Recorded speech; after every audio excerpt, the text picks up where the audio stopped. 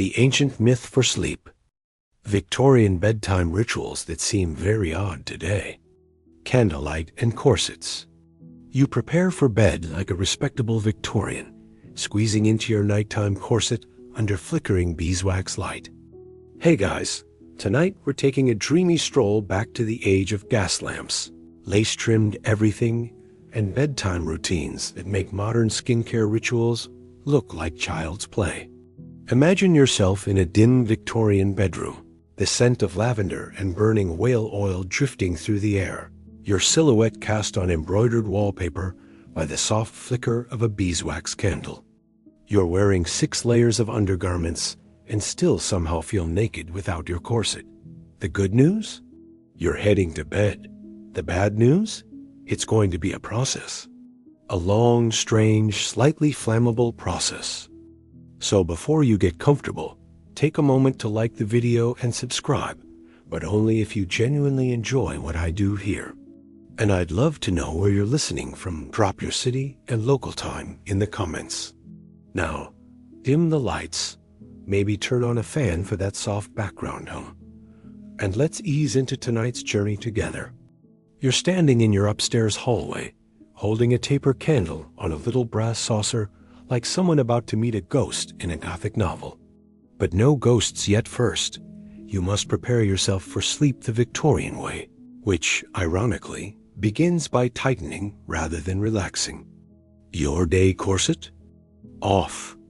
Your night corset? Firmly laced.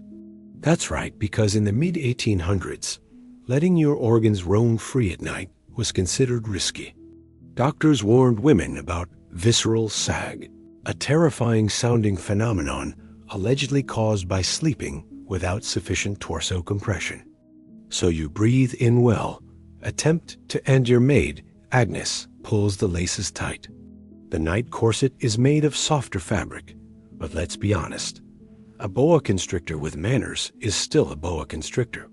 Once corseted, you slip into a cotton nightdress with intricate embroidery that no one but the family cat will ever see. The hem brushes the floor because nothing says ready for bed like the risk of tripping on your own sleepwear. You pass your looking glass your mirror and catch a glimpse of your hair. It's a situation. You wore it up all day under a bonnet, held in place with an architecture of pins and determination. Now it must be brushed. 100 strokes, minimum. You sit patiently while Agnes works through the tangles, muttering under her breath about tonics for strength made from onion juice and bear fat. You smile. Bear fat is so last season. And here's a fun historical fact. Victorians believed brushing the hair vigorously would stimulate the scalp and encourage not just shine, but virtue. That's right, glossy locks were morally superior. Historians still argue whether this was a beauty standard or a form of passive-aggressive guilt trip. With your hair now resembling something between a romantic heroine and a lion in repose, you reach for the final accessory, the nightcap. Not the fun kind with whiskey, the fabric cone kind that always looks slightly embarrassed to be on your head. It keeps your hair tidy and your thoughts warm, allegedly. Now, before sleep, you must complete your nightly ablutions. There's no ensuite bathroom. Instead, you have a ceramic pitcher and basin set atop your washstand. The water is cold, very cold. You splash your face, trying not to scream. A brisk wipe with a monogrammed towel, and voila, you're as fresh as a frozen daisy. A sidebar here for anyone wondering about dental hygiene. Victorians did brush their teeth, sort of. You have a toothbrush made from bone and boar bristle, and a gritty powder that tastes like chalk and mint got into a fight. You scrub and spit into a china bowl, and Agnes silently removes it. You're now one step closer to unconsciousness. You blow out one of the candles, and the shadows leap. The room shrinks slightly. In Victorian homes, fire was both a comfort and a constant threat. Falling asleep with a candle burning was taboo. Falling asleep with your curtains too close to the fireplace? Downright reckless. Hence, bedtime meant dousing flames one by one and try not to trip in the growing darkness. As you settle into the ritual, it's worth noting that sleep wasn't always considered the goal. Rest was. Rest for the soul, for the body, and for the moral compass. Victorians were obsessed with moral health. Even your mattress stuffed with horsehair and discomfort was meant to discourage sloth. Too soft, and you might oversleep. Too hard, and you might sin. There really was no winning. By now, your feet are cold. Time to put on your bed socks-thick woolen monstrosities that make your legs feel like sausages but, blessedly, keep your toes from going numb. Slippers off, socks on, corset tight, nightcap askew. You're almost there. And here's your quirky tidbit of the night. Some wealthy households had a separate dressing room attached to the bedroom. Not for changing, but for transitioning. Yes, a whole room dedicated to becoming sleep-ready. It contained a chaise lounge, dimmer lamps, and occasionally a hired reader who would recite scripture or poetry to soothe the nerves. Because nothing says relaxation like someone reciting Milton while you button 16 layers of flannel. You're ready to climb into bed. But first, you must peel back the layers of blankets, quilts, counterpanes, and the occasional dog. Small lap dogs were often allowed under the covers as natural foot warmers, though you suspect yours is more of a heat thief than a helper. At last, you lie back, staring at the carved wooden canopy above you. Your mattress creaks, your ribs protest, your nightcap slips over one eye, and just as your eyelids begin to flutter, you remember, oh no, you forgot the chamber pot. But that's a crisis for next section. The chamber pot ballet. You navigate the awkward and very aromatic art of late-night bathroom rituals before indoor plumbing existed. You shuffle reluctantly out of bed, wool socks dragging like sleepy sloths across the polished floorboards. The air is colder now. Night air in a Victorian home is not to be underestimated. There's a reason people slept with hot bricks or copper bed warmers filled with glowing coals under the sheets. But right now, you're more focused on finding the chamber pot in the dark without knocking over a footstool or a sleeping pug. There it is, tucked discreetly beneath the commode chair, like a shy but necessary acquaintance. You take care of business as gracefully as one can, cursing the fact that the indoor flush toilet is still a bit of an upper-class novelty. And even when it exists, it's usually 2 floors away and down a hall with terrible insulation. You make a mental note to maybe cut back on evening tea. You slide back under the covers. Their heavy Victorians didn't believe in duvets yet. You're swaddled beneath layers of wool, quilted counterpanes, and heirloom patchwork, all of it pressing down like ancestral expectations. Your breath fogs slightly in the air. Central heating? A futuristic dream. Most bedrooms are heated by a single fireplace, often extinguished at night to prevent sparks. You tuck your arms close to your chest and curl into a soft approximation of comfort. Now the real rituals begin, the ones that happen inside your head. Because bedtime, in this age, is sacred not just for rest, but for reflection. You are expected to review your day with moral clarity. Did you gossip? Did you waste time? Did you think impure thoughts about that stable boy with the good cheekbones? You frown at the ceiling, wondering if repentance can wait until morning. Historians still argue whether this self-reflection was genuinely spiritual or just another tool of social control. To help guide you, many Victorians kept prayer books or night devotions on the bedside table. You open yours to a bookmarked page, an illustrated moral tale about a girl who ignored her chores and died. Comforting. But this was the norm. Bedtime stories weren't always soothing. They were often laced with lessons. Obey your elders, guard your virtue, avoid strangers offering sweets or socialism. Stories meant to tuck you in with one hand and discipline you with the other. If you were lucky, your bedtime reading came from a penny dreadful, serialized tale of gothic horror or thrilling mystery. You weren't supposed to read them, of course, but you do. Everyone does. By candlelight, your eyes devour lurid lines about vampires and highwaymen and girls who fainted artfully in cursed graveyards. You get through 3 pages before your candle gutters out and you're plunged back into darkness. Speaking of candles, did you remember to trim the wick? If not, the room will smell like scorched cotton until morning. Agnes warned you about this. A sloppy wick invites bad dreams, she muttered, as if nightmares could be sniffed into existence. You're not superstitious, but you do turn the pillow twice, just in case. Now lying still, you become aware of every creak and sigh in the house. Wood settles, pipes groan. A cat yowls outside, sounding exactly like a banshee. Your imagination, sharpened by ghost stories and religious warnings, kicks into overdrive. That's when the house spirits arrive. Every Victorian knew about them. They didn't have your modern horror movie terminology, but they had tales of wailing maids, faceless governesses, children who laughed from the attic after dying of consumption. You pull the quilt higher. You think of the mirror across the room, covered delicately with lace, because everyone knew if you died in your sleep and the mirror wasn't covered, your soul might get stuck in it. You glance at it warily. The lace is still there. Mostly. Eventually, the tension breaks when your stomach grumbles. Evening meals were early, and portions, especially for women, were modest. Hunger pangs weren't uncommon, and you briefly consider sneaking a biscuit from the drawer. But that would mean waking Agnes, and no snack is worth the look she'd give you in the morning. So you shift position. Again, you're now on your back, one sock creeping down your ankle. You sigh. The room sighs back.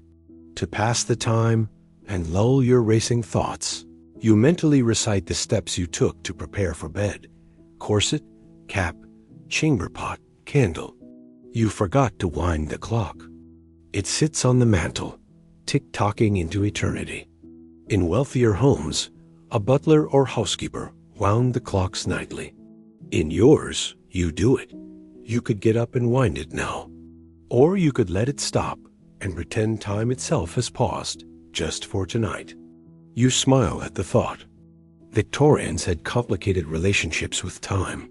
It was regimented, moralized, industrialized. Time lost was sin. Time well spent was virtue. And yet, nighttime was the one space where time softened, where dreams bent the clock hands backward.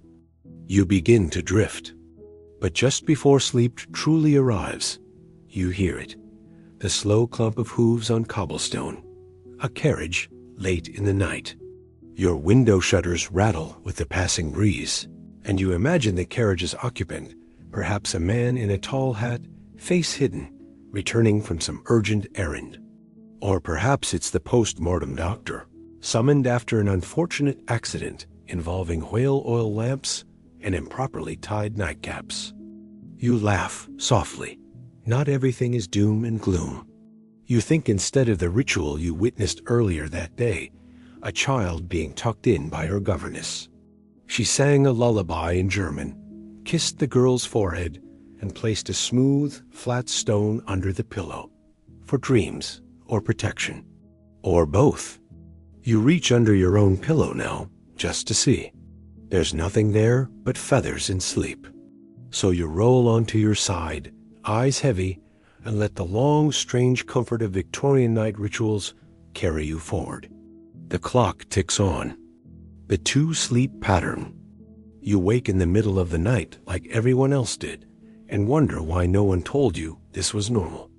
The room is still, but not silent.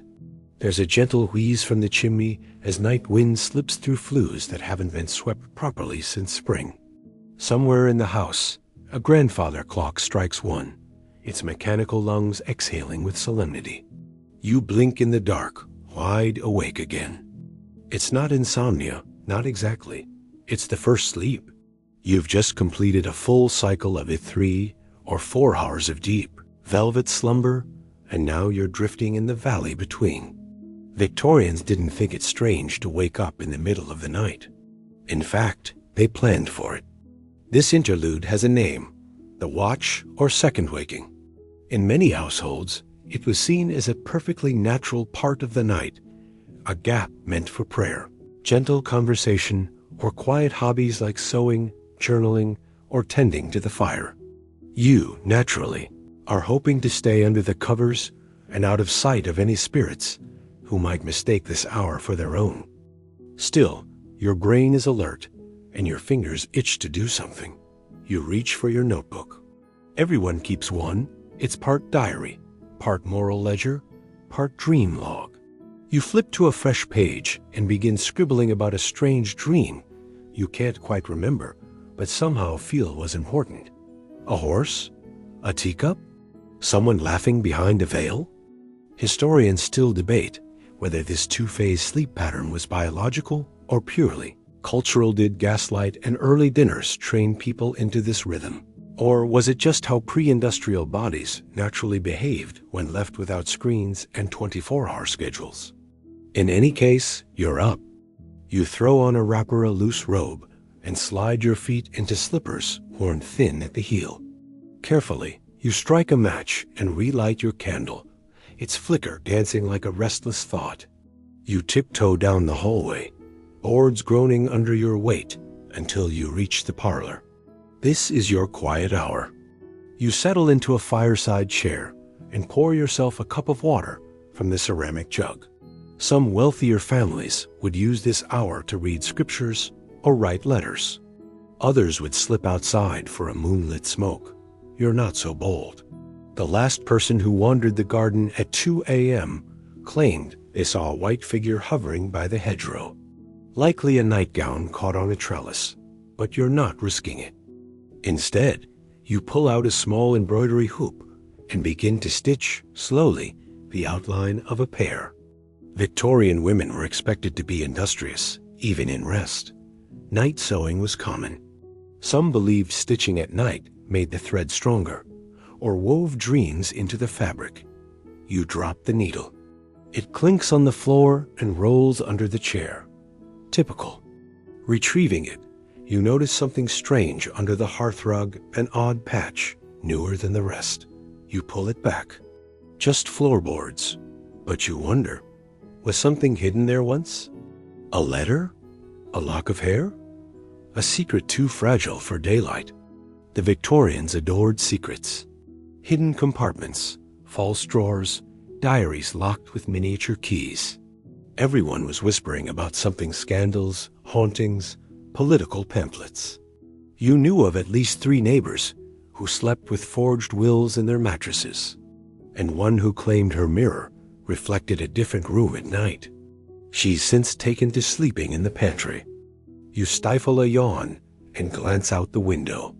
Fog has settled like spilled milk across the street.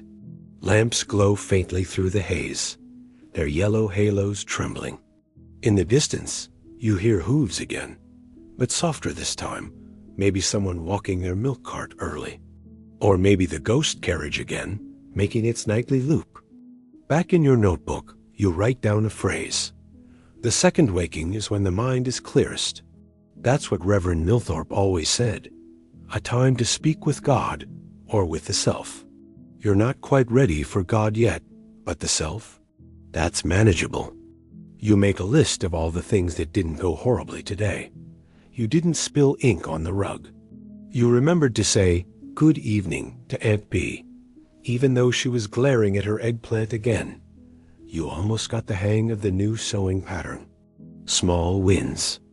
In this quiet interlude, even failure feels distant. You forgive yourself for petty irritations, for the spoon you chipped, for not writing Cousin Edmund back. You remember how long the days can feel, and how strangely short the nights. Not all Victorians spent this hour alone.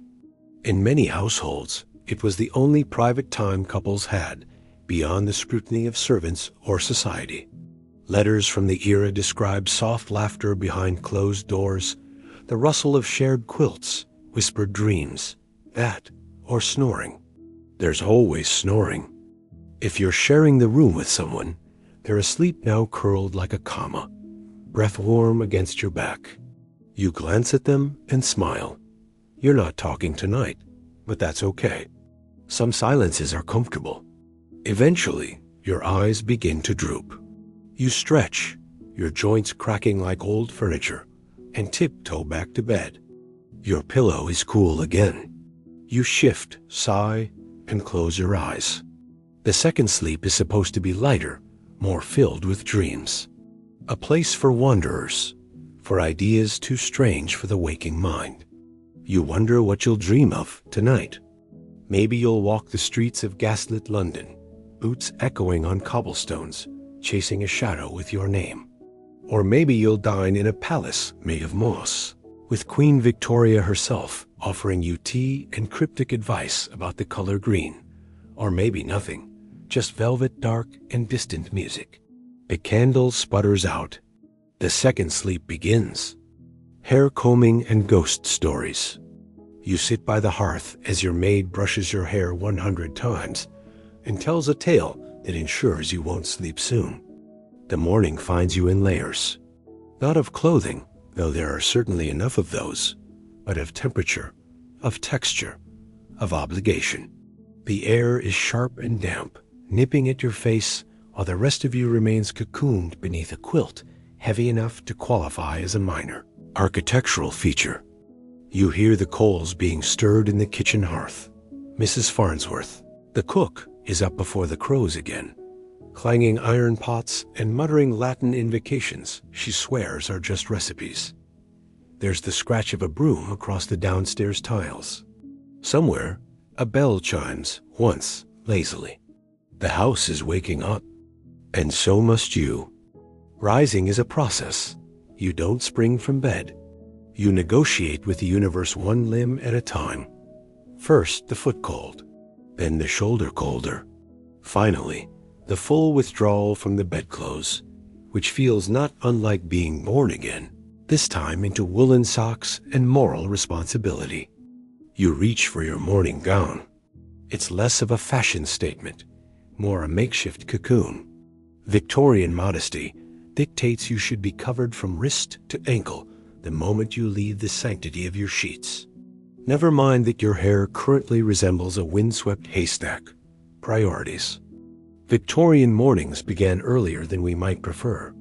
Without central heating, the best way to get warm was to get moving. In wealthier households, a maid would have already brought up a ewer of warm water and a basin for your ablutions. But in your more modest setting, you pad downstairs to the scullery, where the water is barely tepid and the soap smells faintly of turnips. You scrub your face. The towel is stiff from yesterday's drying, but effective. You peer into the fogged mirror, an oval thing with a wooden frame, and attempt to tame your hair into something less feral. Good enough. Now comes the main event, dressing. This takes time. You begin with a linen chemise, plain but clean. Over that stays supportive but constricting, a sort of polite armor. Then petticoats, plural. You don't count them anymore. Just keep adding until you feel slightly winded. Next, stockings, boots, corset cover, bodice, skirt, belt. A brooch if you're feeling extravagant. And for outdoors, a cloak or shawl, depending on the weather and your station in life. Historians still argue whether Victorian fashion was more about control or protection. On one hand, the layers created an almost impenetrable boundary between you and the world. On the other, they reflected a desire to shield the body from the unpredictable climate, both meteorological and moral. Of course, if you're a man in this scenario, your dressing process is shorter, but not necessarily simpler. High collars must be starched. Cravats must be tied in elaborate knots that suggest both affluence and impending asphyxiation. Waistcoats, trousers, cuffs, gloves. A gentleman must never appear unassembled, even while eating porridge. You descend to breakfast, your boots clacking softly on the wood. The parlor is already occupied. Aunt B is reading the newspaper with one eye squinted. She doesn't need glasses. She insists. Just a brighter candle. You greet her. She grunts. The table is laid with the usual morning fare. Porridge, dry toast, kippers if you're lucky, boiled eggs if you're not. Tea, of course strong enough to resuscitate a corpse, which you have suspect it has on occasion. Victorian breakfasts were hearty. The Industrial Revolution required fuel, and even if you're not personally operating a loom or building a railway, you're expected to eat like someone who might be called upon to do so at a moment's notice. There's no music, but there is ritual. Napkin folded just so. Spoon on the right. Don't slurp your tea. Aunt B gives you a look when you reach for the sugar too soon. Order, always order. As you eat, you glance toward the window. The world beyond is shrouded in mist, a kind that makes gas lamps look like stars fallen to earth. Somewhere beyond the hedge, a milkman rattles down the cobbles. You can't see him, but the clink of bottles is oddly comforting. After breakfast, it's time for morning prayers. Even if you're not devout, you kneel beside the drawing room settee and bow your head. The words are half memorized, half mumbled. Something about daily bread. Something about deliverance. Mrs. Farnsworth says she once prayed for a husband and got a goose instead. She married the goose anyway. Claims he was dependable. You don't question it. Then come the domestic rounds. Victorian households, especially those without full staffs, relied on routines with the intensity of a military campaign. Beds are made, chamber pots emptied, fires stoked. Even children were expected to contribute. You, of course, are exempt this morning. Aunt B says you look peaky, which is Victorian for, I don't want to listen to you sneeze all day. So instead, you're given the most sacred of morning duties, tea leaf divination. You blink. Aunt B insists on it every Thursday. She finishes her cup, turns it upside down onto the saucer, waits a moment, then flips it back and hands it to you. Well, she says. You peer inside. There's a cluster of leaves near the handle, a long streak across the bottom, and what might be a rabbit or a dismembered mitten. You squint. You're going on a journey. And you'll find something surprising near water. She nods solemnly, as if you've just handed down the 10 Commandments. The Victorians adored this kind of thing: spiritualism, fortune-telling, dream interpretation, anything that hinted at the mysterious workings of fate. It wasn't all stiff collars and stoic stares. Beneath the starch, there was wonder, sometimes bordering on absurdity. And then, just like that, the morning is over. Time to step out into the world, wrapped in wool and propriety, armed with a vague premonition and slightly damp boots. You take one last look at the hearth. The coals are glowing. The cat is asleep. Aunt B is still turning her teacup, searching for another future. You open the door. Cold air rushes in. Victorian Day, activate. Meat for supper, laudanum for sleep. You digest your heavy, gravy-drenched dinner and consider a few drops of opium to take the edge off. Your boots strike the cobblestone with a certain Victorian resolve, the sort that says, yes, I'm wearing 7 layers, and yes, my left shoe is damp, but I've got errands and social obligations, so let's get on with it. The morning fog hasn't lifted. It clings to chimney stacks and curls around gas lamps like an overprotective ant. Everything looks like it's been dipped in milk. The air tastes faintly of coal smoke and freshly baked bread, depending on which direction the wind blows. You tug your shawl tighter around your shoulders, glancing both ways before stepping into the street, because even in the 19th century, you never know when a rogue hansom cab might barrel around a corner, horses snorting like offended aristocrats. You're headed to Mrs. Dalloway's, not for flowers, though you briefly consider it. No, you've been asked to drop off a tin of goose grease and collect a parcel of chamomile soap. Victorian errands rarely make linear sense, and this is no exception. Still, the walk is pleasant. The city is beginning to stir. A bootblack offers a grin and a cheeky, "Mornin', miss." You nod, suppressing a smile. Respectable people don't grin in public, not before noon at least. The shops are narrow and stacked like books on a shelf. Butchers, bakers, milliners, booksellers, each storefront, a little drama of signage and display. One window showcases a pyramid of pickled onions, another, a taxidermied fox in a waistcoat. You try not to stare. Inside Mrs. Dalloway's, bells tinkle. The air is dense with lavender and mothballs.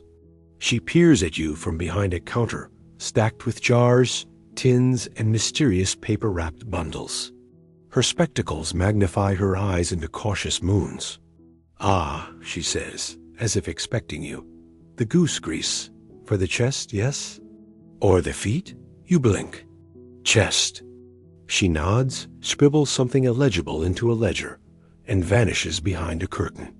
You wait, admiring a display of combs made from actual tortoiseshell Victorians loved nature, so long as it could be turned into accessories. While she wraps your parcel, you notice a newspaper on the counter. The headline reads, "Mysterious knockings in Yorkshire Rectory Spirit World Strikes Again." You pick it up, not out of disbelief, but curiosity. Victorians adored ghost stories. Seances, rapping spirits, spectral visitors in the night. Even the most buttoned-up households had a faint tolerance for the supernatural, so long as it was well-mannered. Mrs. Dalloway returns and eyes you warily.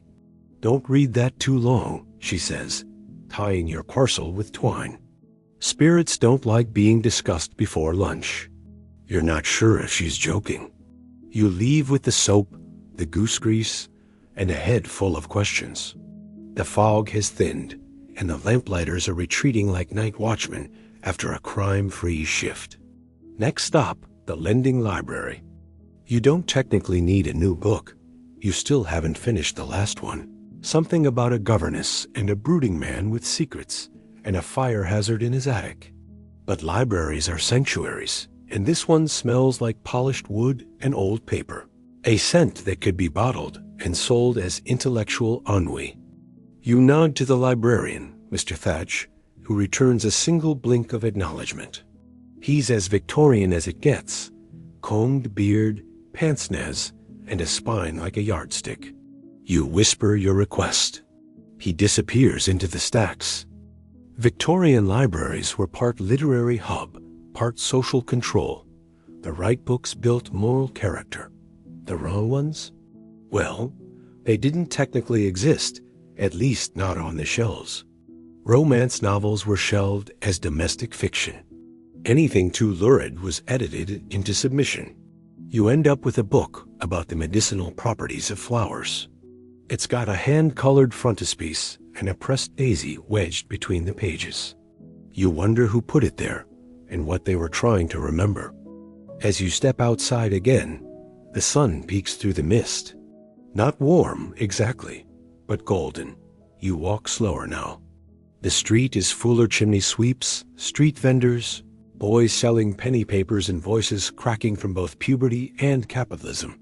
You pass a newsagent's. There's a small crowd gathered around the window.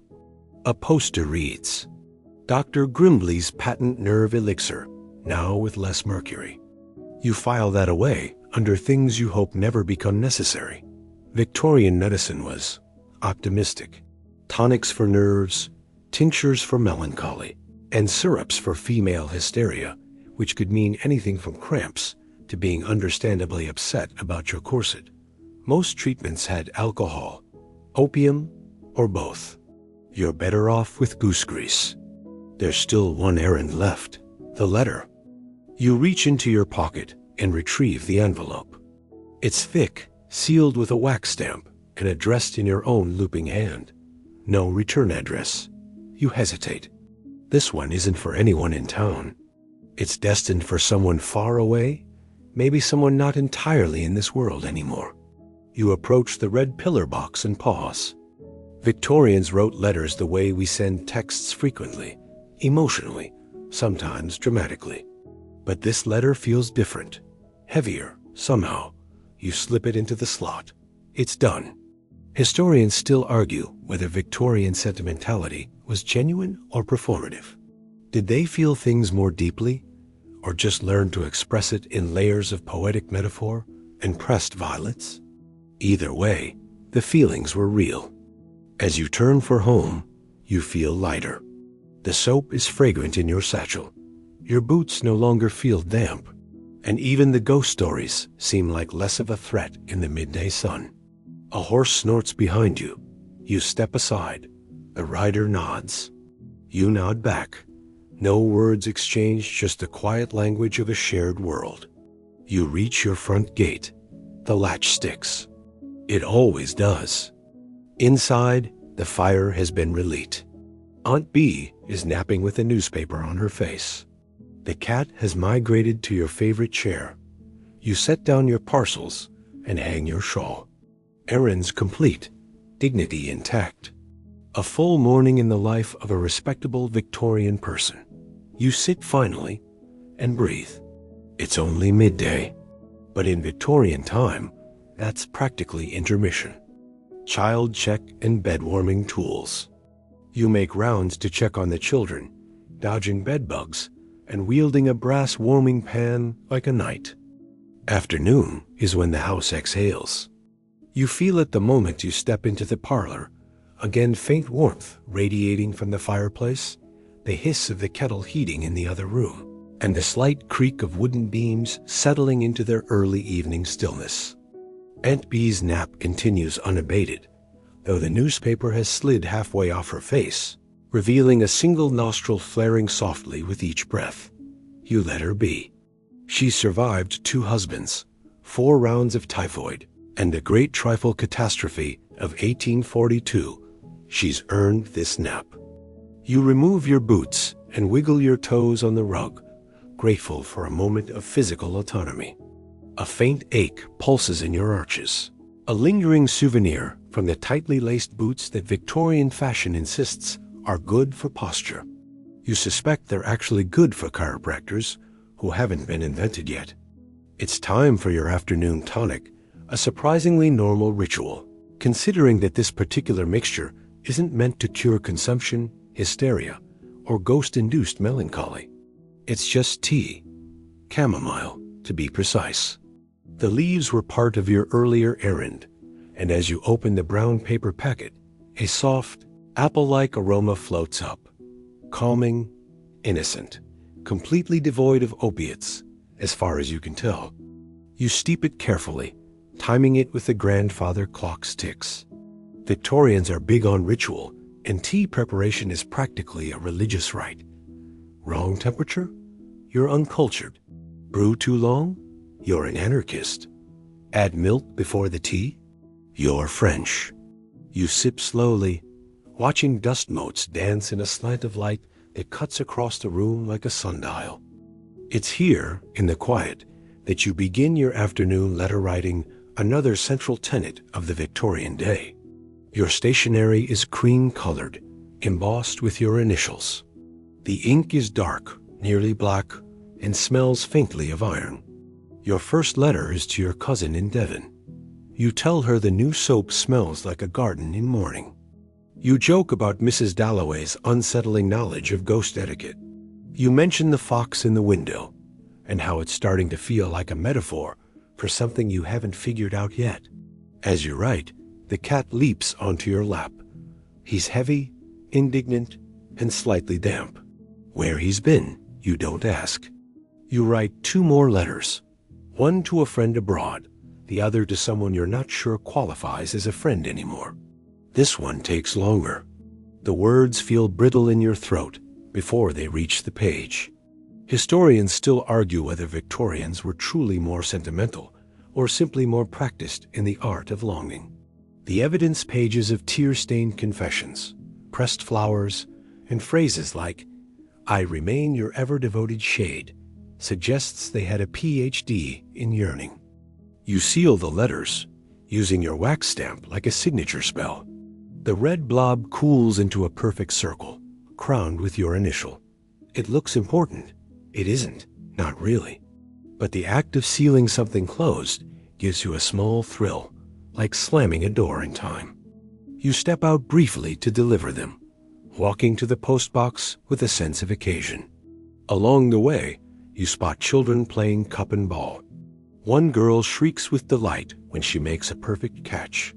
Her bonnet nearly flies off in triumph. You also spot a man picking up his hat after it's been trampled by a horse. He dusts it off with stoic futility. Victorians don't express rage in public. They simply compress it into their internal organs and get ulcers. Back home, you re-enter the stillness of the drawing room. Aunt B has stirred.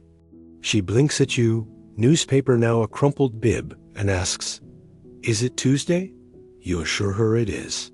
You're not entirely sure, but it seems kind. She shuffles toward the kitchen, muttering about blancmange and what happened to all the good oranges. You leave her to it. Afternoon is also when the house is full of private tasks. Mending stockings, dusting shelves, organizing seed packets for a garden that may never be planted. You take out your embroidery. It's a sampler flowers and letters stitched into linen. It's meant to teach patience, grace, and muscle memory. Right now, it's teaching you that thread knots at the worst possible moments, and that thimbles are emotional support more than practical tools. As you stitch, you hear the distant clatter of a coal cart and the rhythmic creak of a neighbor's clothesline. Domestic noise. The lullaby of Victorian urban life. You're working on the letter Q when the doorbell rings. You jump. It's not often someone calls without prior arrangement, and certainly not this late in the day. You glance at Aunt B, who's occupied with her blancmange. She waves you off like a queen dispensing with diplomacy. You open the door cautiously. It's Mr. Thatch, the librarian. He's holding a book. "I believe this belongs to you," he says, expression unreadable. Someone returned it anonymously. There was a note. He hands you a worn volume, your old flower remedies book. Inside, the daisy is still there. The note, folded and delicate, reads, "Some things pressed between pages still bloom, even years later." You thank him. He tips his hat, then vanishes like a subplot. You close the door slowly, mind whirring. The handwriting is familiar. The metaphor, annoyingly poetic. You tuck the note into your sleeve, next to your pulse. The sun is lower now. Its light has gone from gold to amber, slipping like syrup over the rooftops. Victorians called this time the gloaming, a word that feels like velvet and endings. You return to your chair, resume your cue, and try to ignore the fact that it now looks like a duck. Evening will bring its own rituals. But for now, you sit in the gloaming, book in lap, cat purring, embroidery needle paused midair. And you think, maybe pressed flowers aren't memories. Maybe they're promises. Locked windows, deadbolts, and bell ropes. You double-check every lock and tug your bedchamber servant's bell rope with excessive flair. Dinner in a Victorian household is not simply a meal. It's a performance. A carefully orchestrated ballet of cutlery, posture, and things you're not supposed to say out loud unless you're trying to scandalize someone into dropping their soup spoon. You're already dressed. Of course you are. Dinner attire is mandatory, none of this "come as you are" nonsense. You've changed into something darker, more formal. Something that says, "I can recite poetry and repress feelings in equal measure." Your collar is high and starched to a degree that implies mild suffocation is fashionable. Downstairs, the dining room flickers with lamplight. Oil lamps glow softly on the long table, casting gentle halos across the polished wood. Aunt B sits at the head, a brooch the size of a small planet gleaming at her throat. She taps her fork, twice a signal that things may begin. Tonight's meal is boiled beef, turnips, and a pudding so dense it may have gravitational pull. There's also celery arranged in a cut glass vase. It's not for eating, it's a centerpiece. You remember reading that Victorians were obsessed with celery. Some even had special silver holders for displaying it. Celery was basically the avocado toast of the 1800s. The first course is served with ceremony, soup ladled from a tureen with the solemnity of a baptism. You sip carefully, remembering your etiquette lessons. Spoon away from the body. Don't slurp, don't blow. Don't use your napkin to stifle existential dread. Across the table, Mr. Pencroft clears his throat. He's a neighbor, here by invitation. Or possibly because he simply appeared one day and Aunt Bee never told him to leave. He begins a story about a haunted carriage he once saw near Bath. The table leans in, intrigued. You've heard this story before. It involves a woman in black lace, a missing driver, and a single glove left behind. Historians still argue whether this tale has any basis in fact, or if Mr. Pencroft simply read too many penny dreadfuls. Either way, the pudding wobbles in approval. Midway through the meal, conversation shifts, as it often does in Victorian company, to funerals. Someone mentions the new mourning fashions in Harper's Bazaar. Someone else praises Queen Victoria's commitment to wearing black forever. You find yourself wondering if eternal grief was just another Victorian aesthetic. Aunt Bee reminisces about her third husband's funeral. He had a lovely coffin, she says dreamily, stabbing her beef.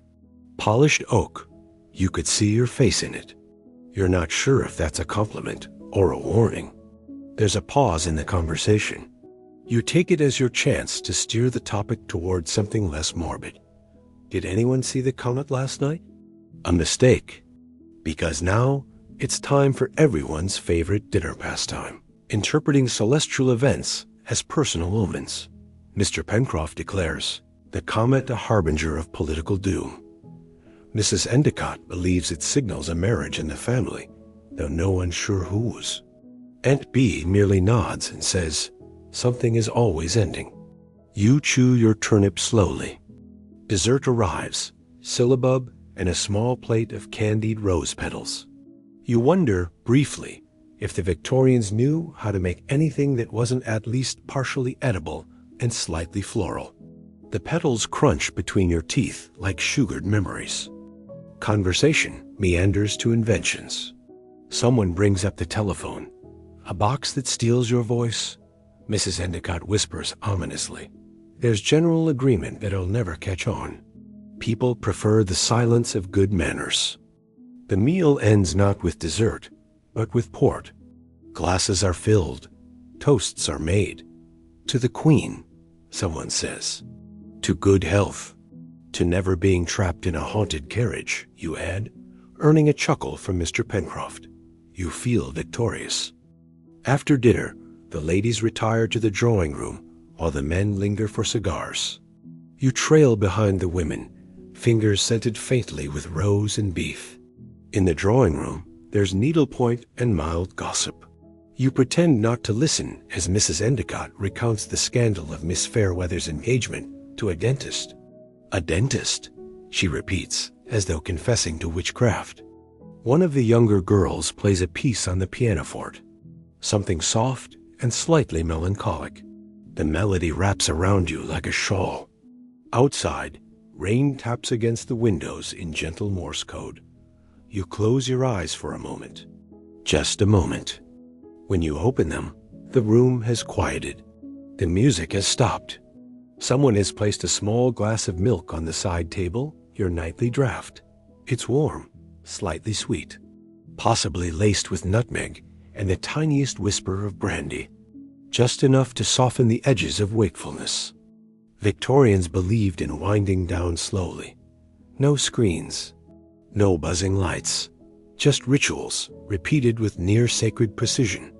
You hold the glass, absorbing its warmth through your palms, and glance toward the corner of the room where a porcelain doll stares blankly into the abyss. It hasn't moved, but you still feel judged. Back upstairs, your bed has been turned down. A lavender sachet rests on your pillow. The sheets are cool, crisp, and slightly perfumed with starch. You slip beneath them, your body already thanking you for the reprieve. From downstairs, you hear the faint clink of glasses, a low hum of conversation. Aunt Bee laughing, Mr. Pencroft saying something about foxes. The house settles again. You exhale. And somewhere outside, in a world still ruled by oil lamps and unspoken desires, a comet streaks across the sky. Maybe it's an omen. Maybe it's just light. But either way, you're ready for the dreams that come next. Prayers, psalms, and superstitions.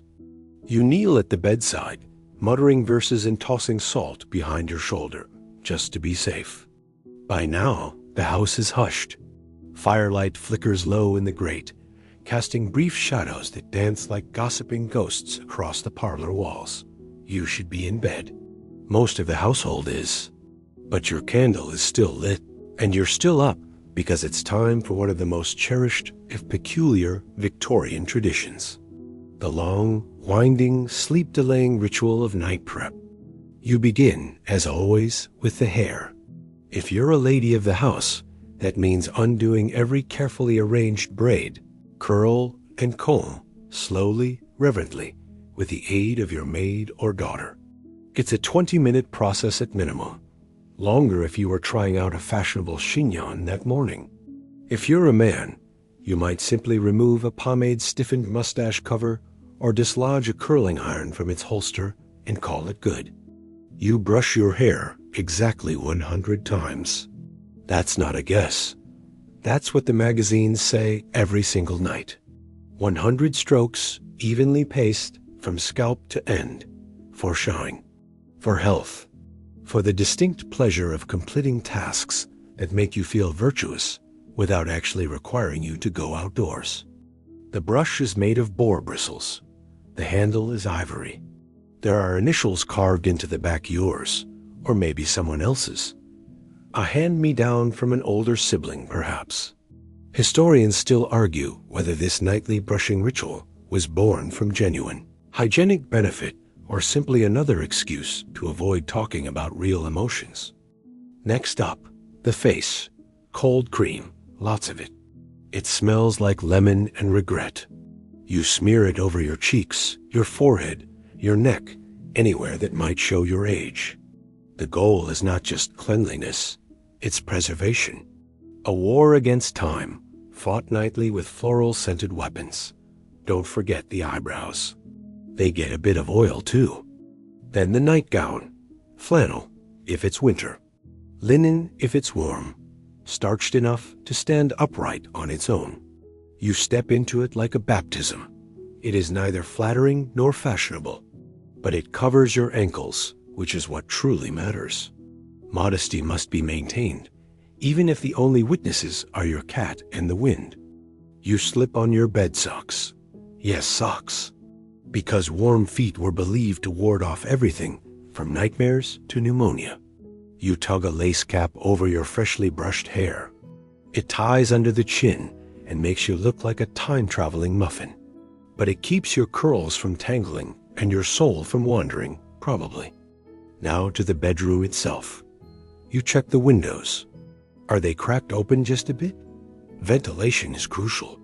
Victorian homes are thick with drapes and rugs and secrets. A little fresh air goes a long way. Then the fire banked low, but still glowing. Enough to keep the frost off the glass, but not enough to ignite your curtains. You draw them shut anyway. No need to tempt the prying eyes of neighbors or the occasional ghost. The bed is massive, 4-poster, feather-stuffed, a fortress of woven comfort. You draw back the coverlet, revealing a hot brick wrapped in flannel at the foot, a homemade bed warmer.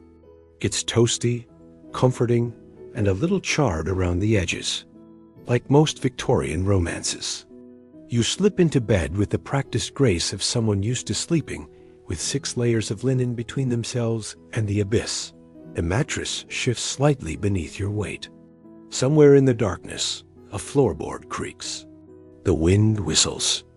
And now the protection begins.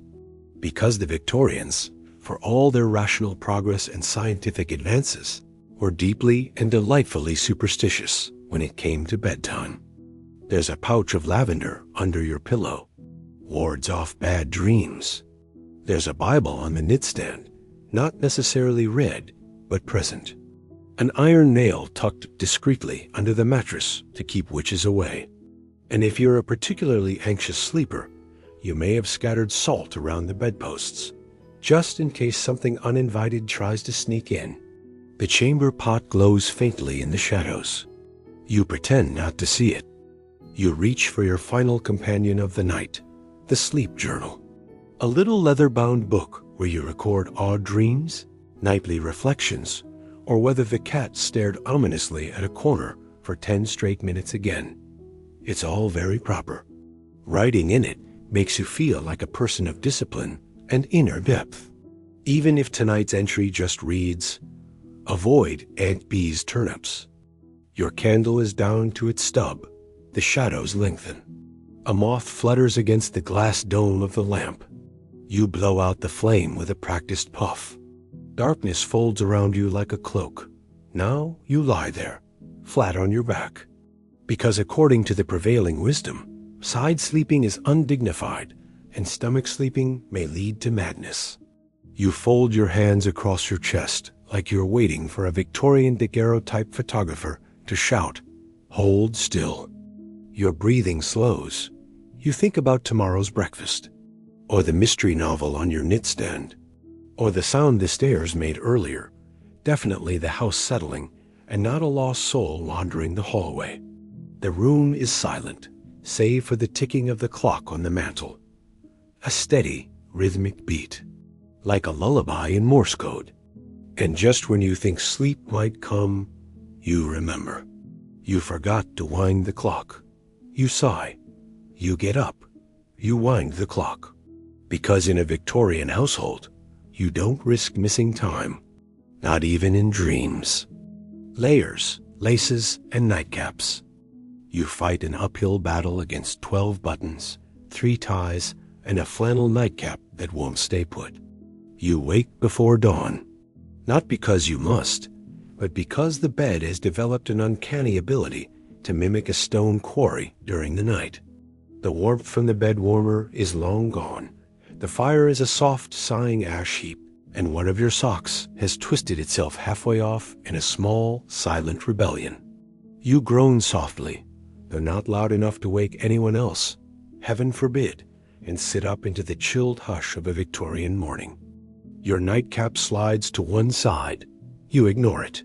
This is where the morning portion of Victorian sleep culture reveals itself to be peculiar. Because unlike us modern types, who wake up groggy, slam a button on the phone, and shuffle blindly toward caffeine, the Victorians believed in something a bit more curated. Think of it as a gentle unraveling of the night's magic, or a very fussy dress rehearsal for being alive again. You begin with prayer, or, if you're not the religious sort, a moment of meditative gratitude for not being visited by the ghost of great Uncle Edmund again. The bed curtains, yes, you sleep surrounded by swishy curtains like a human stage production, are drawn back slowly. Daylight creeps in like an embarrassed houseguest. A chambermaid enters, quiet as an afterthought, bringing a pitcher of cold water and a bowl. That's your face wash. There's no sink, no hot tap, just brisk splashes to the cheeks that wake you up harder than bad news. It's refreshing, in the way falling into a snowdrift is refreshing. You dry off with a cloth towel that smells faintly of lavender and starch, then move on to inspecting your skin for signs of what the Victorians might have called nervous disposition. Are your eyes dull? Has your complexion grown too pale or too flushed? Is your pulse fluttering like a Jane Austen heroine in a drawing room?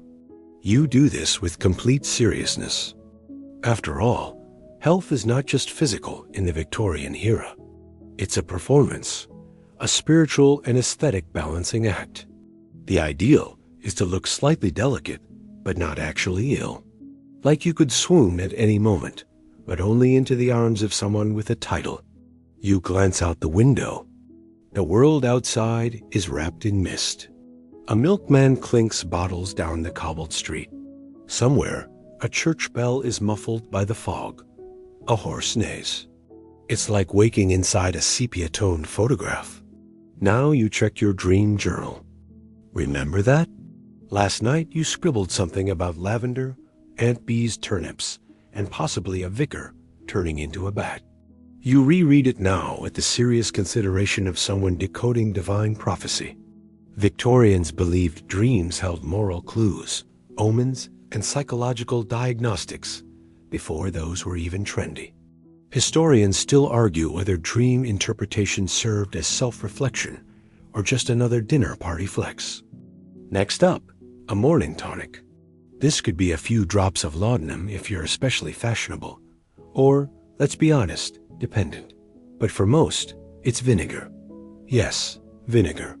Diluted in water, sometimes with honey or lemon, and believed to restore vitality and ward off melancholy. You sip it, and it hits your throat like an accusation. You smile tightly. It's disgusting, but somehow virtuous. You light the bedroom lamp, just enough to illuminate your next task, inspecting your nightwear for signs of improper sleep.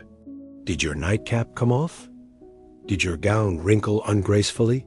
Were your dreams too passionate? All of these, believe it or not, are cause for concern, particularly if you live under the scrutiny of an observant housekeeper or a particularly nosy aunt. If you're a child in a Victorian home, your morning starts even stranger. You might be woken by a nursemaid holding a candle, whispering rhymes to banish bad dreams. You're encouraged to recount any nightmares immediately, so they can be dispelled with prayer, or, in weirder cases, by burning the bed straw and replacing it with dream-pure stuffing. Yes, that's a thing. And then comes the morning air. You're instructed firmly to walk barefoot on the bedroom rug or open a window and take 3 long breaths of cold morning air. It's invigorating. It's character building. It's also how you get chilblains. But hey, health is pain, right? You finally pull your day clothes from the nearby chair where they've been draped airing overnight, naturally. Nothing was ever tossed in a heap. Orderliness was next to godliness, and godliness was next to not catching pneumonia. As you dress, you might hum softly, not because you're especially cheerful, but because Victorian handbooks on proper morning habits advise beginning the day with a quiet song or devotional hymn to set the soul in tune. Of course, if you're grumpy, this just becomes a passive-aggressive mutter. Still counts. You button your waistcoat. You tug your boots on with a boot hook. You fix your collar with trembling, still half-asleep fingers. Now you are presentable, not happy, not rested, not even necessarily warm, but presentable. And in this world, that's half the battle. You take a final look around the room. Everything in its place. Clock ticking, candle snuffed, dream journal tucked beneath your pillow again. You pause at the threshold. It's odd, isn't it, how much theater goes into waking up here, as though the night were not rest, but rehearsal. And now that the curtain's lifting, you must return to your role, whether it's lady of the house, clerk at the counting house, governess, or child learning Latin by 7. But you don't step out just yet. Instead, you lean into the quiet one last time. You let yourself feel it, the weird charm of a world that treats sleep as a sacred journey and waking as a solemn return. You smile, slightly, and then you open the door. The cold room dilemma. You try not to freeze in an unheated bedroom, wondering if frostbite counts as a sleep aid. You're halfway through your first cup of tea before you realize something's missing. No, not sugar, not lemon. It's the silence. Victorian mornings, for all their crisp order and chilly rituals, were often anything but quiet, especially if you lived in a busy household, or worse, had children, siblings, or servants all thudding around with boots and brooms and complicated breakfast arrangements. But now that you're up, dressed, and marginally conscious, it's time for another very particular slice of the Victorian sleep pie. Morning reflections on the night's moral hygiene You know how today we track sleep on smartwatches? The Victorians did something similar, but spiritually. Instead of REM cycles and pulse graphs, you assess your soul's alignment. Did you say your evening prayers with full sincerity? Did you entertain impure thoughts before bed? Did your dreams include any improper content flying without permission, perhaps? Or fraternizing with Italians? You might consult your devotional book for answers. Titles like The Christian Lady's Guide to Evening Repose or Manual for Nightly Reflections were bestsellers. These weren't just books, they were existential scorecards. And here's the weird twist. These routines weren't meant to shame you. Well, not entirely. They were designed to make sleep safer. Safer for the soul, safer for the body. Because Victorians believed that sleep left you vulnerable, not just to burglars or cold drafts, but to the workings of the supernatural. Yes, spirits, ghosts, bad humors, miasmas. And if something unwholesome reached you in your dreams, it could impact your health, your reputation, even your romantic prospects. Historians still argue whether these nighttime purity checks reflected genuine spiritual concern or just reflected the era's obsession with control. Either way, you're now sipping your tea while contemplating whether that dream about a talking fox was allegorical sin. But enough introspection. It's time to discuss something more practical, the way beds were managed. See, your bed is not just a heap of straw and a quilt. It's a mechanism, a living, breathing part of the household routine. And now that you're no longer flailing around in it, it's time for the mattress to be beaten. Yes, beaten. The chambermaid returns, wielding what looks like a small carpet beater. She whacks the feather mattress with a rhythm that's both therapeutic and slightly alarming. You step aside with your tea and watch as tiny clouds of dust, feathers, and Victorian anxiety puff into the air. Next, the sheets are yanked back and hung near the fire, or if the weather's kind, draped out the window for some air. Everything must be fresh, pure, circulated. Nothing must fester. Nothing must linger. Remember that whole thing about miasma, invisible bad air? People feared that stagnant beds could trap illness. Or worse, bad dreams. Even pillows get a beating. The whole bed undergoes a ritualistic fluffing, so intense it feels personal. Like the mattress itself is being punished for daring to cradle your sleeping body too closely. You ask politely whether all this is necessary. The maid answers with a look that says, "Do you want typhus?" Because this is how you avoid typhus. Now comes the sunning. Windows are opened, even if it's freezing. Sunlight is believed to purify, disinfect, and banish the kind of vague moral decay only grandmothers can detect. If there's no sun, candles are lit near the pillows for a similar effect. One woman in Bath insists this also frightens off dream spirits. No one argues with her. She once claimed her mirror weeps during storms. You sneak another look at your dream journal. Still no idea what the floating egg meant. Back in your room, the bed begins to resemble a ship at full sail. Blankets are fluffed, edges tucked in with crisp hospital corners, and the top sheet folded like origami. Pillows are stacked according to age, gender, and medical history. You, of course, aren't allowed to help. You're reminded again that the Victorian household is built on the unspoken assumption that beds must not merely rest the body, but also display one's virtue. A messy bed reflects a messy soul, or at least a lazy one. And heaven forbid anyone think you're lazy. Before you leave the room, there's one more step. The fire must be rekindled. Even in summer, many believed a light fire in the bedroom encouraged good sleep habits. It balanced the humors, discouraged humidity, and if you were a bit superstitious, kept away demons. You don't say that out loud, but you do notice the maid toss a handful of dried rosemary into the flames. Protection, she mutters. You nod slowly. Of course. In the hallway, you pass other members of the household engaged in their own post-sleep inspections. An older aunt debates whether her dreams were caused by indigestion or unresolved guilt. A younger cousin discusses dream symbolism over toast. Someone suggests dream reading parties. You laugh, but then realize they're serious. Welcome to the Victorians, a people who made nighttime reflection into a group sport. By now, it's time to journal. Not the dreams this time, but the mood, the tone. A page called Post-Repose Reflections awaits your quill. You write carefully, noting how you feel. Alert, serene, unsettled. You muse aloud whether the night air was unusually charged, and you end with a verse from a poet. Because why not? Now it's officially safe to proceed with the day. The moral slate has been reviewed. The bed has been punished. The spirits have been warded off, and your inner balance is, once again, acceptable.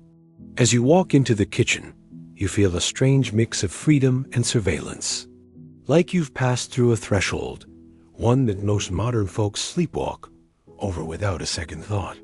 And you wonder, just for a moment, what it might feel like to live this way all the time.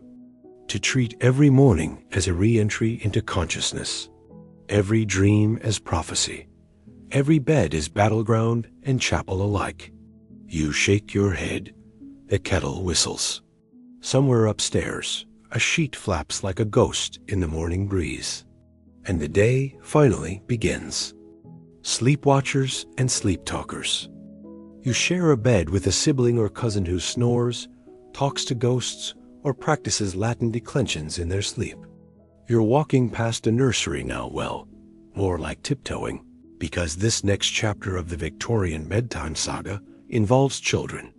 And Victorian children did not get off easy when it came to sleep. If you thought your own bedtime routine was strict, maybe your parents enforced no screen time after 9. Try growing up in a world where your pillow came with a sermon, your bathwater was spiked with mustard powder, and your doll silently judged your eternal soul. Let's rewind. You're now 6 years old, dressed in a starched nightgown stiff enough to stand on its own, and clutching your well-worn copy of The Child's Guide to Obedient Slumber. You're not scared of the dark. You're scared of misquoting your nightly moral catechism and being forced to recite the sleeping sins litany twice. Because yes, Victorian bedtime for children wasn't just about rest. It was about shaping character, teaching obedience, battling sin before it could sneak in through the chimney, or worse, your dreams. You're led into a cold room, the nursery. The fire is out on purpose. Airing out the room before bedtime was thought to sharpen the child's senses and humble the body. You're expected to kneel on the hardwood floor. Carpets are for the weak. Then, prayers. Not just, "Now I lay me down to sleep." Oh no, you must rattle off a full suite of nightly recitations. Depending on your household, that might include Psalms, the 10 Commandments, a poem about death, and a personal confession of any disobedient thoughts you had toward your governess that day. And here's where things get intense. Some parents would encourage moral dreaming. The idea was that if you went to bed thinking pure, pious thoughts imagining angels, for example, you'd be spiritually protected through the night. Think of it as sanctified visualization. You might be told to imagine Jesus walking beside your bed, or your guardian angel fending off dream demons with a flaming sword. Sleep tight. Meanwhile, your pajamas are alarming. Children wore heavy wool or flannel nightgowns, often belted at the waist, and sometimes even buttoned at the wrists and neck, because loose garments could invite cold airs. Some even wore sleeping caps, not for style, but to keep their thoughts warm. Or maybe just their ears. A fringe fact for you: one popular child-rearing manual actually suggested whispering moral stories to babies as they fell asleep, not lullabies lessons. Imagine being 3 months old and falling asleep to, and then the boy who lied about the stolen fig was struck by holy conviction and wept for 40 days. Of course, not all families were quite that extreme. Wealthier households often had dedicated night nurses whose job was to oversee the sleeping routines of the children. They'd check blankets, tuck in corners, warm slippers near the hearth, and sometimes sit awake through the night just to ensure no child spoke aloud while dreaming, because nighticking was considered a sign of spiritual unrest, or worse, ancestral possession. Historians still argue whether these extreme precautions were based on sincere belief or social performance, because for many Victorian parents, having pious, obedient children was as much about status as it was about love. Now imagine you're a teenager. You no longer have a nurse hovering over you, but now you're responsible for your own moral report card. Girls especially were expected to keep virtue diaries, journals that documented not just behavior, but thoughts. Bad dreams? Write them down. Crushed on a chore boy? Add a penance quote and pray twice. Felt unusually warm at night? That could mean temptation. Better sleep with a window cracked open and a Bible under your pillow. By now, you might be thinking, did they actually sleep at all? Great question. The answer, sort of. Victorian sleep was often segmented, particularly for the pious. There was an expectation of first sleep and second sleep, with a period of wakefulness in the middle where one might pray, read scripture, or contemplate their own mortality. This interlude could last from 20 minutes to an hour. Some families lit candles specifically for this wakeful hour, calling it the silence. Children, of course, were trained to sleep through the night, but if they woke, they were to remain still, eyes closed and thoughts directed upward. And if they cried, that depended entirely on your social class. In working-class homes, a crying child might be hushed with a clove of garlic tied in a handkerchief, or a few drops of gin on the tongue zeus. Really, sleep was precious, and noisy children risked more than a scolding. But in upper-class nurseries, tears were seen as spiritual signals. A child might be dreaming of past sins and should be comforted, prayed over, and offered chamomile. You glance around the nursery. All is quiet. A teddy bear slumps on the rocker. The fire is out. A child's sketch of a glowing angel is taped near the washstand. You don't know whether to be charmed or unnerved. Probably both. But here's the wildest part of all. Many of these kids grew up genuinely nostalgic for these routines. Adult Victorians often wrote fondly of their childhood evenings, the rituals, the comfort of structure, the sacred hush that settled over a well-ordered nursery. It wasn't about fear. It was about safety. And oddly enough, many found that safety in the very rules that constrained them. So you tiptoe back out, past the heavy curtains and the knitstand filled with lavender sachets and smelling salts. A lullaby hums in your head one you don't quite remember learning. And as you close the door gently behind you, you wonder if they'll dream of angels tonight, or of freedom. Strange devices for better sleep. You experiment with a brass snore helmet, a vibrating mattress crank, and a patented dream harmonizer. You head down a narrow hallway, now walls lined with sepia-toned family portraits whose eyes seem just a little too alert for this hour. You're entering a part of the Victorian home few guests ever saw, but one where bedtime took on an entirely different kind of drama, the servants' quarters. Let's be clear, if you were a servant in Victorian England, bedtime was less about rest and more about tactical retreat. You didn't fall asleep so much as collapse. If you were lucky, you might get 5 or 6 hours of sleep in a lumpy cot in a freezing room next to a chiming clock and 3 snoring footmen. Let's start with the basics. As a housemaid, your day began before dawn, lighting fires, hauling water, polishing boots. But it ended far later than the family upstairs, because someone had to extinguish the gas lamps, secure the doors, and scrub the scullery. By the time your shift ended, it wasn't so much bedtime as emergency recovery mode. You open a door and step into one of those rooms, now tiny, unheated, shared. Two narrow beds pushed against opposite walls. A small chest, one tin basin, maybe a Bible on the nightstand, a tattered comb, and a single candle flickering like it's considering quitting. The mattress? Straw, if you're lucky. Otherwise, it's sacks stuffed with old rags or horsehair. You lie down in your corset, because yes, undressing fully would be impractical, especially if a bell rings at 2 a.m. and you're summoned to hold a chamber pot. Your boots are by the bed, in case you need to run.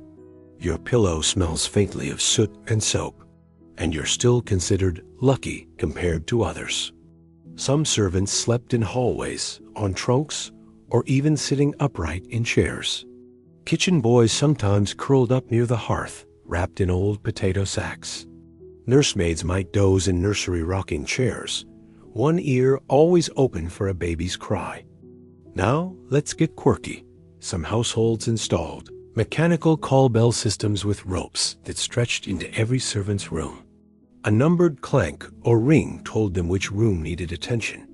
These bells didn't just wake them, they trained them.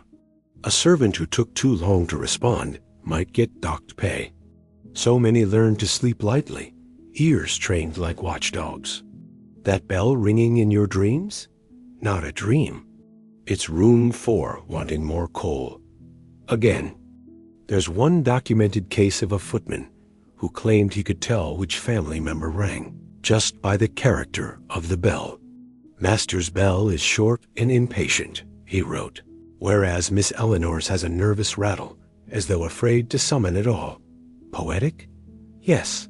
Sleep deprived? Absolutely. Now, you might be wondering, did they have any bedtime rituals? Not exactly. But they had coping mechanisms. Some read by candlelight Dickens, religious tracts, even etiquette manuals. Some stitched quietly, mending their own clothes after a day spent laundering someone else's. Others simply sat in silence, exchanging half-sentences with a bunkmate, or humming lullabies remembered from before they entered service. Historians still argue whether these quiet nighttime routines were forms of resistance or simply survival tiny acts of selfhood in a world that demanded near total obedience. Now imagine you're a lady's maid. Your mistress is asleep upstairs, but you're not off duty yet. You must clean her hairbrushes, set out the morning's dress, air her slippers, and fold her discarded chemise with surgical precision. Only when everything is spotless and silent may you slink back to your quarters. Except plot twist, there's a mouse in your room tonight, and your roommate is already snoring, and your legs still ache from crouching to button 42 boot buttons before supper. You sigh, toss your apron over your eyes, and count ceiling cracks until sleep overtakes you. Of course, not all servants' sleep was grim. In some households, especially the more progressive or eccentric ones, servants had real mattresses, warm quilts, and even a little privacy. Some older housekeepers had private rooms with fireplaces. One famous example is at Erlig Hall in Wales, where servants were treated with remarkable dignity, and bedtime often included hot cocoa and friendly chats. But such cases were rare. And don't forget, for many Victorian servants, bedtime wasn't just late, it was fragile. Sleep could be interrupted by drunken family members, crying infants, sick dogs, or a midnight order for warm brandy. And if you were found sleeping improperly, say, with your boots still on or your cap removed, you could be reprimanded for neglecting propriety. So what did they dream of? That's harder to say. Maybe of fields, if they'd come from the countryside. Of mothers they hadn't seen in years. Of meals they weren't allowed to eat.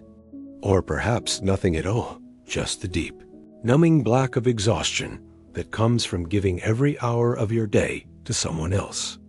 There's a phrase used in some Victorian servant records, stolen slumber. It referred to brief moments of rest, grabbed in odd places behind a curtain, under the stairs, during a long carriage ride. These weren't sanctioned naps. They were risks. But they were necessary. You duck back into the hallway, letting the door click shut behind you. You feel a bit guilty now, remembering how annoyed you got at being told to make your own bed. The Victorians? They dreamed of that level of autonomy.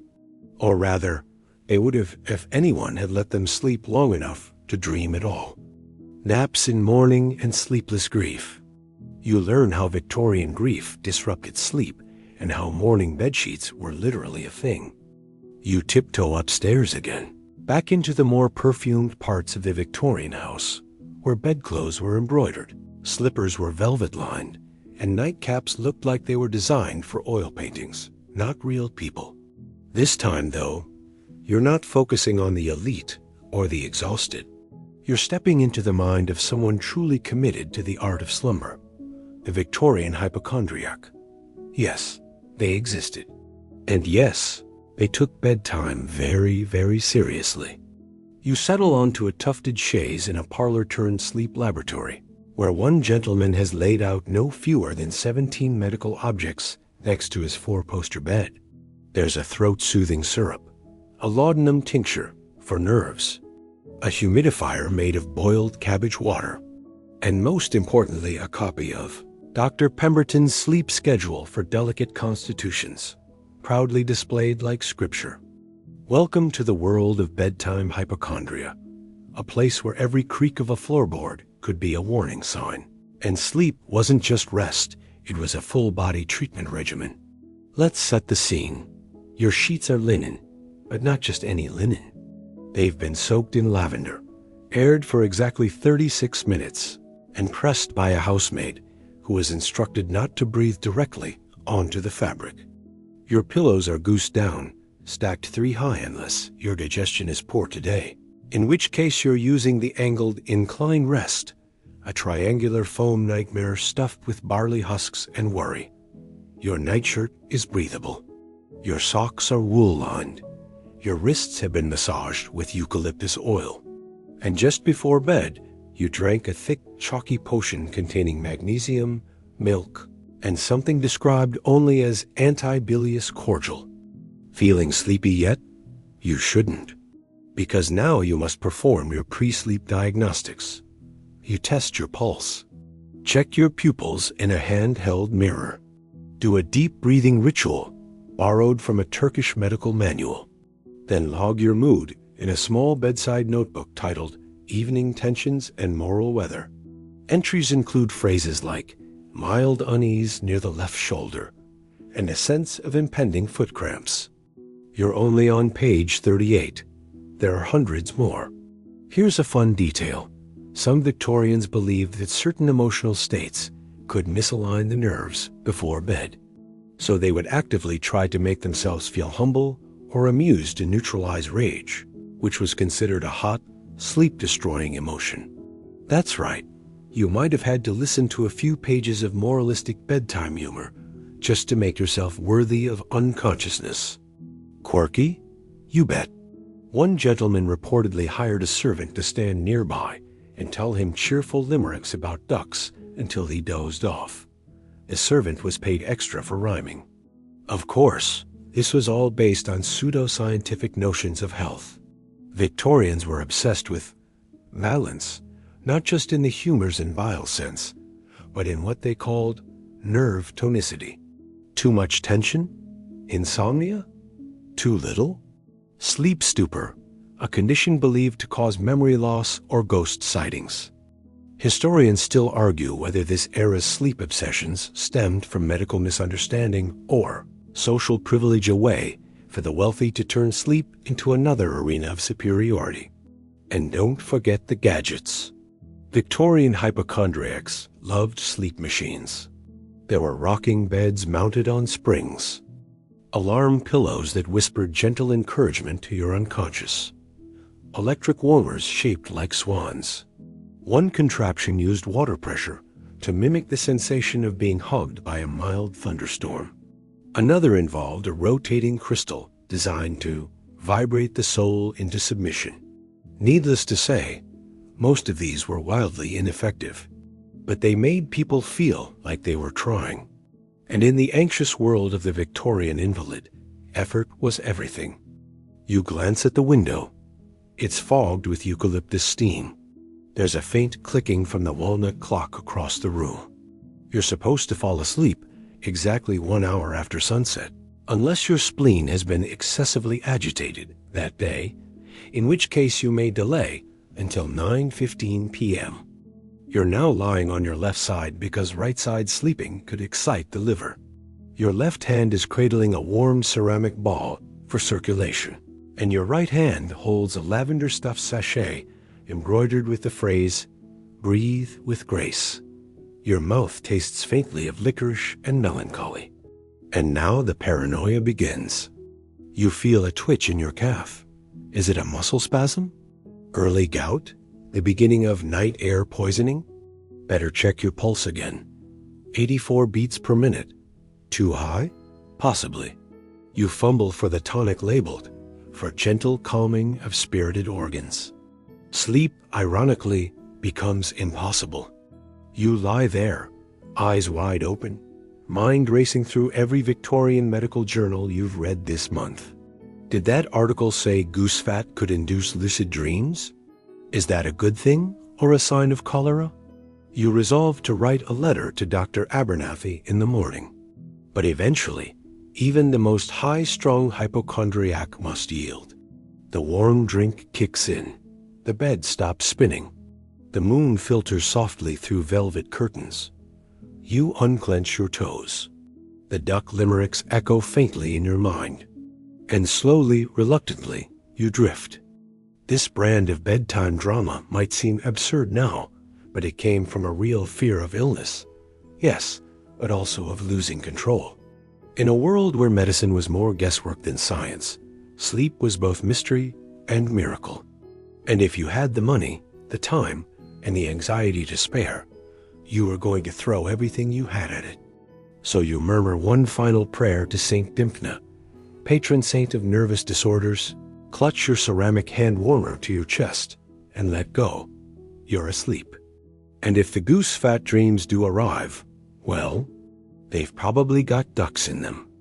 Fear of nightmares and demonic visitations.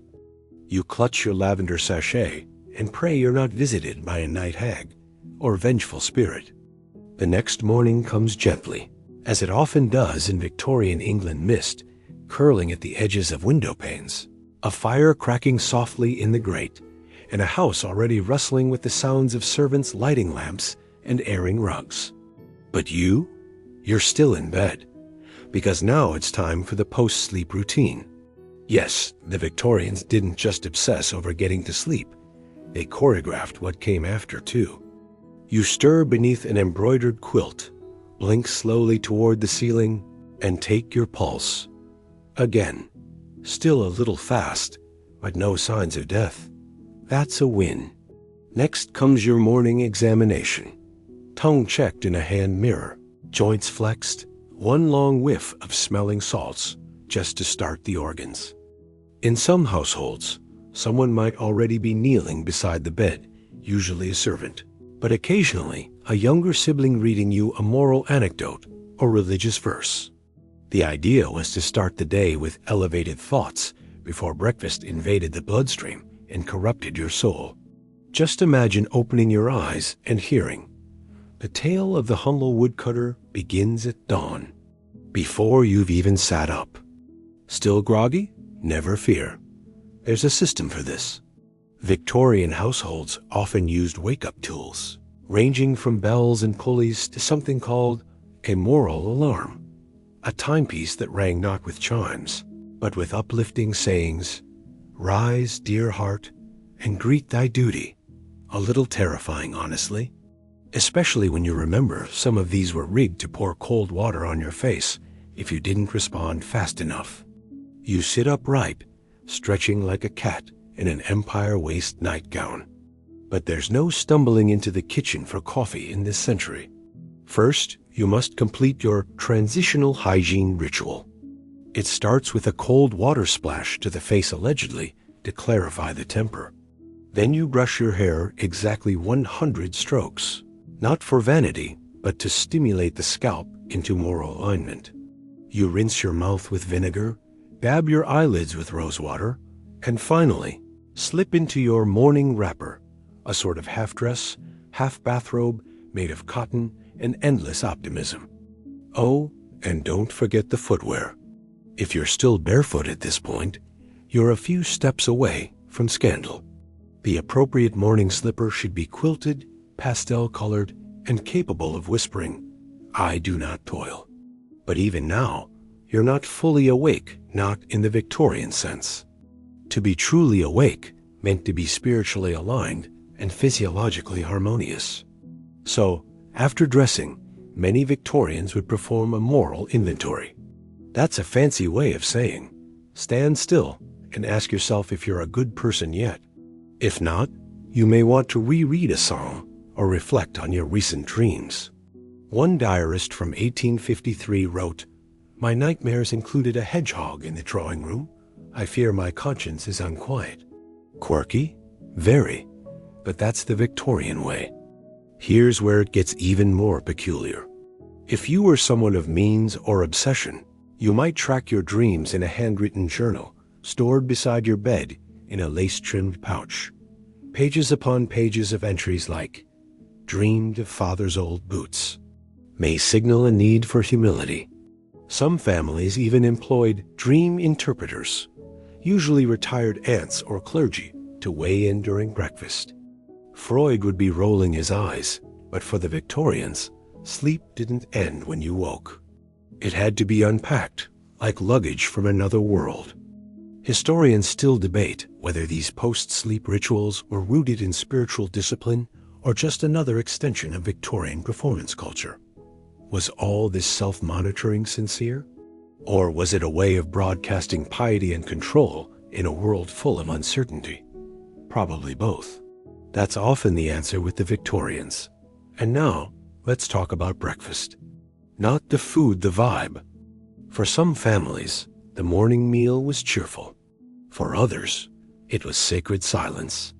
Especially if someone was nervously inclined, which was shorthand for anyone remotely sensitive, artistic, or depressed.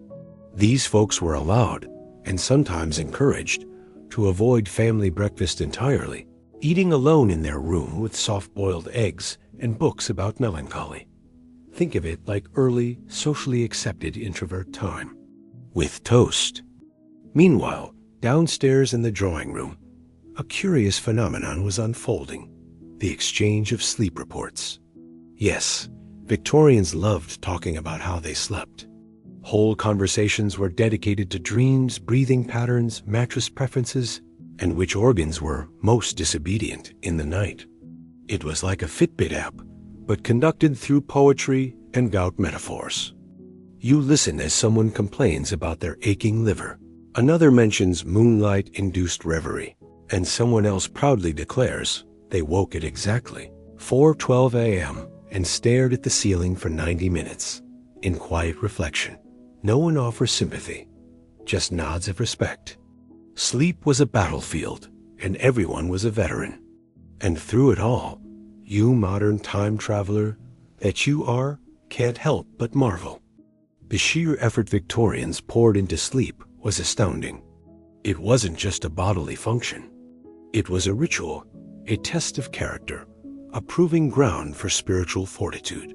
Whether it involved goose-fat pillows or dream journaling, lavender-stuffed sachets or bell-pulled sermons, it all pointed to one truth: sleep mattered, and they wanted to get it right.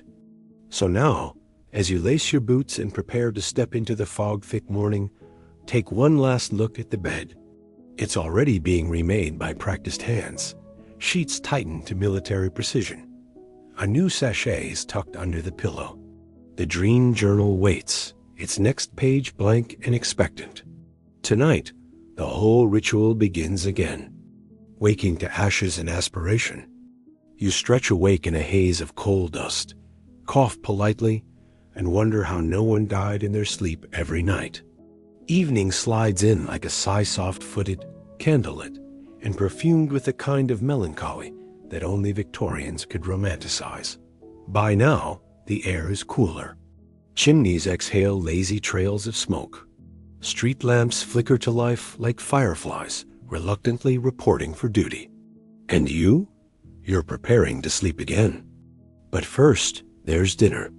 Or, depending on your station, supper. The final meal of the day is often small tea, toast, maybe a poached egg, and if you're bold, a dab of jam. Heavy food before bed was viewed with suspicion. It might provoke nocturnal chaos of the spleen, according to one terrifying pamphlet. So you nibble daintily, sip chamomile or warm milk, and avoid eye contact with the plum pudding. As dusk deepens, your household pivots toward a gentle unraveling.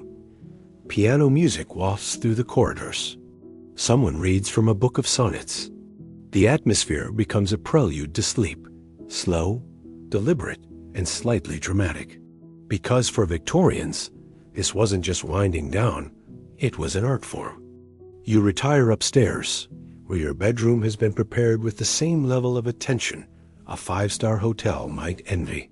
Firelit, water jug refilled, a sprig of rosemary placed on the sill to repel spirits.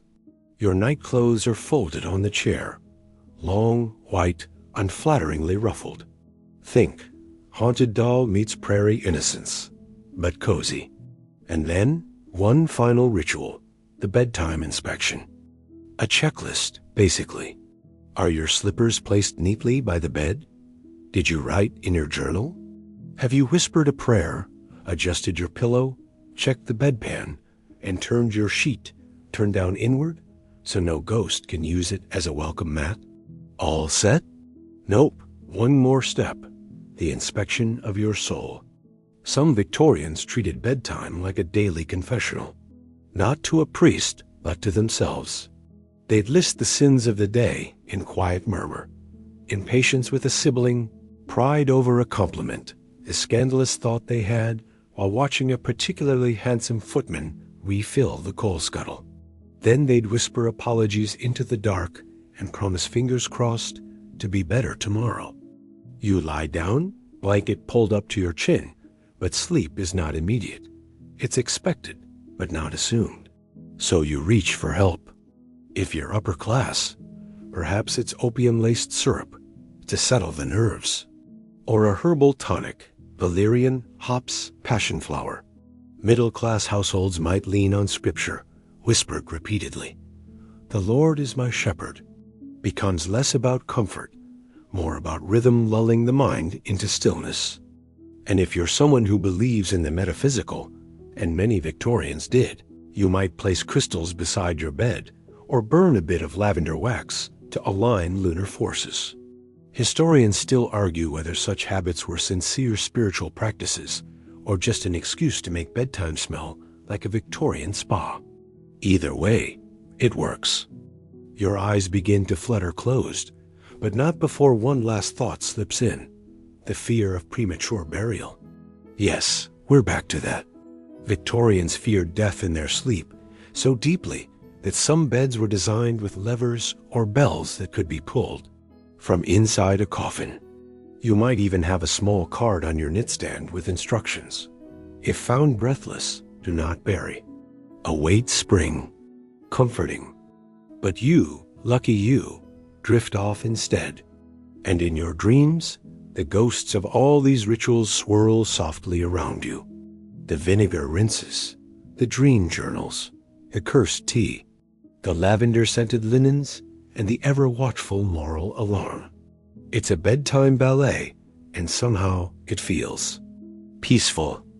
Because at the heart of all these strange customs, there's something deeply familiar, the hope that sleep might restore us.